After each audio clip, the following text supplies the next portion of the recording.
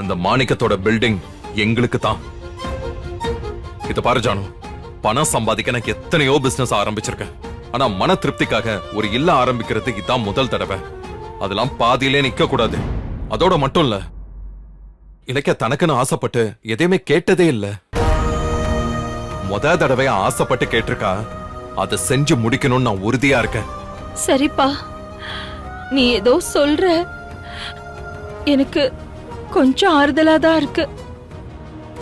நமக்கு இடம் கிடைக்காம போனதுக்கு காரணம் எஸ்எஸ்கேவா இல்ல பைரவி மேடமான்னு கன்ஃபார்மா எனக்கு ஒண்ணும் தெரியல. ஆனா நிச்சயமா அவங்க 2 பேருக்குள்ள யாரோ ஒருத்தர் தான் இத பண்ணிருக்கணும்.